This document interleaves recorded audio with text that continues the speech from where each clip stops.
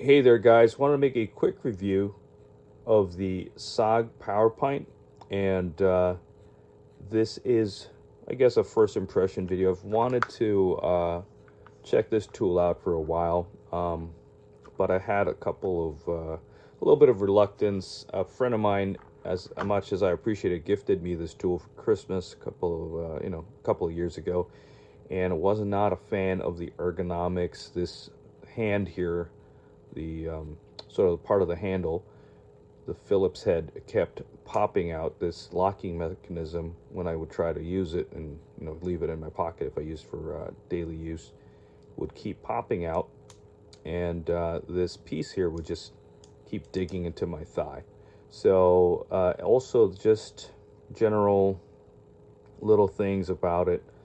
Uh, Seems just pretty big for pocket carry, especially when you have my favorite multi-tool, the squirt, which is about like just this big. So, but I do appreciate it, and I'm keeping the tool just as part of the collection since he gifted it to me. Here is the SOG Power Pint, which I think gives a lot of competition to these guys. And for one, the Skeletal, which you have your blade, your what do you call this? The driver, the bit driver, and you've got your plier head, you've got your carabiner slash bottle opener. Got decent set of pliers, but as you can see, it's pretty much. Let me take it out of the package. I already cut this open. It's pretty much similar in size to the SOG Power Pint is similar in size to the plier head of the Leatherman Skeletal, and it has a lot more tools. Now, I wasn't sure how good 5CR MOV was as a steel, but most forums say it's about the same quality as a 520 high carbon. So most of Leatherman and the tools on the Swiss Army knives are roughly about a similar type of edge retention. If you guys are an expert in the matter, write in the comments below regarding the blade steels and tool steels. So you do have a much bigger blade. This is the Deluxe Tinker, which is probably the thickest that I would recommend carrying as EDC. Now, I know a couple of people have chimed in and they love the Handyman in. Some people carry a Swiss tool every day. It's pretty big. This is already pretty thick. It's a 4-layer tool, and they're about that's about that's about the max that you carry in pocket comfortably, in my opinion. And the nice thing about the SOG Power Pint, slightly shorter, a little bit wider, but it does have a pocket clip included. You'd have to purchase a pocket clip, and they do sell them, but you'd have to purchase that for the Tinker. And the reason why I took the Skeletal out of this picture here now is that the Skeletal is a lot more money than these two. The Tinker currently on Amazon is a lot more, is a higher price point than the SOG. This one is roughly, $44, $45.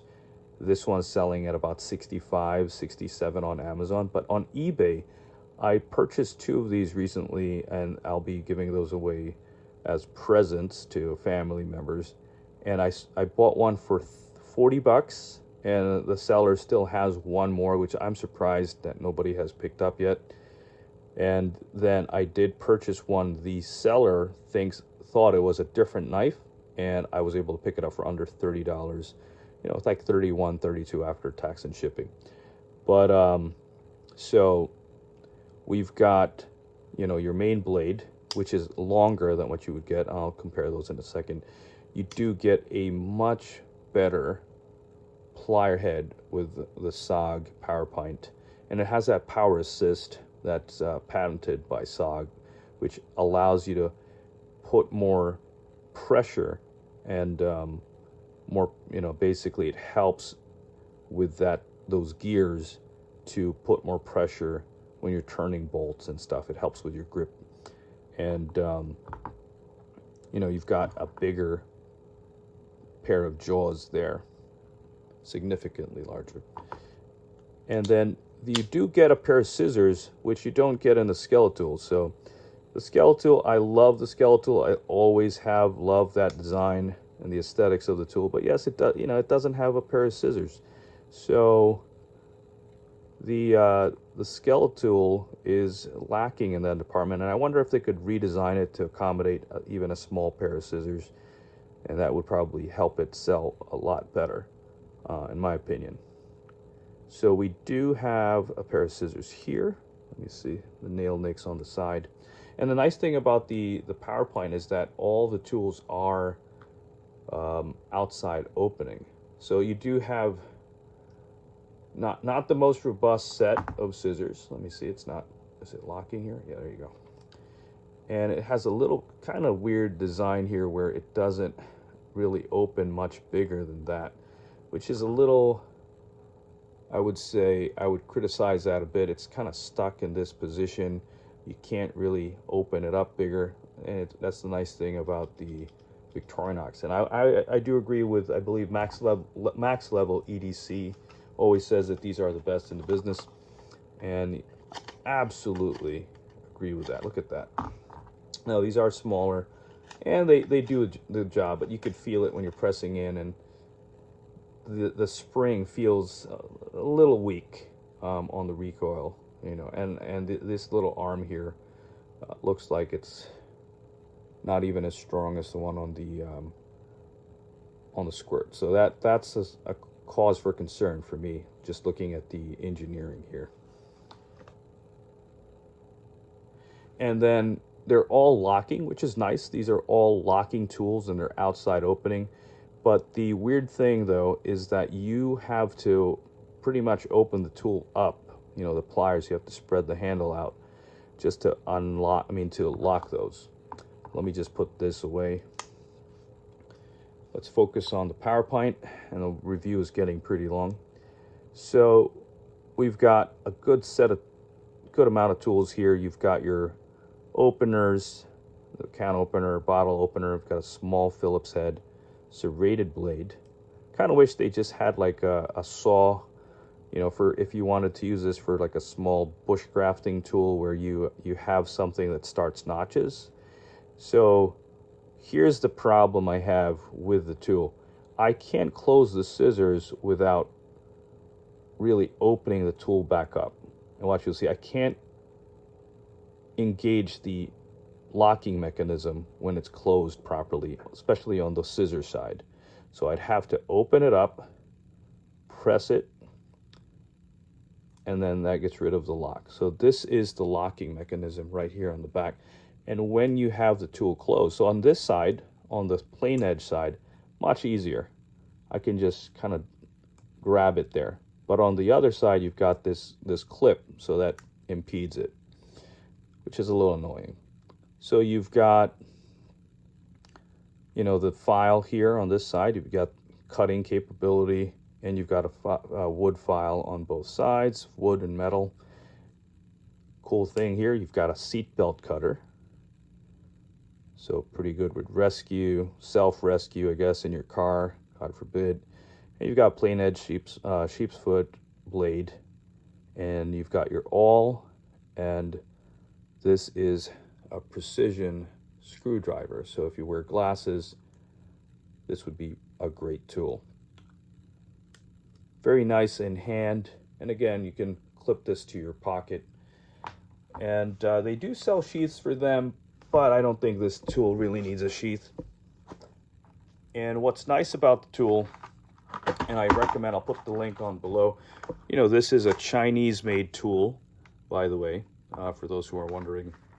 Most of SOG's products are made in China, and a lot of their fixed blades, I think, are still made in Taiwan. But this is a Strebito, made in China, Ratchet wrench set, and you've got a good amount of bits in there included. And this was $11.99 on Amazon, and you know, there's definitely better ratchets out there, but for if you're starting out, this is a great budget multi-tool, I believe, too, at $45.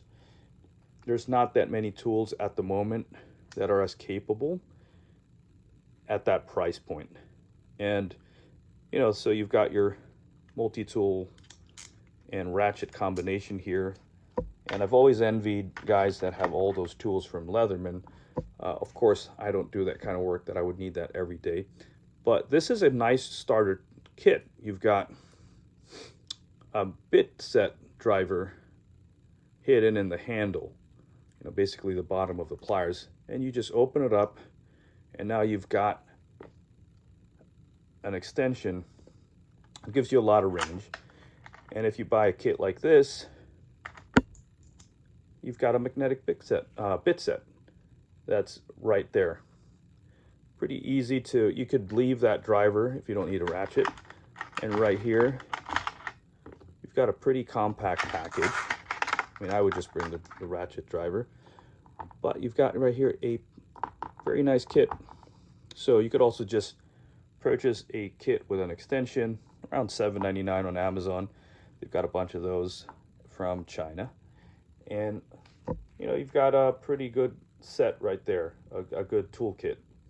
And this particular one, the Strebito, even has a socket wrench adapter, so really cool. Got a couple of Torx bits in there as well, and a couple of Allen wrenches.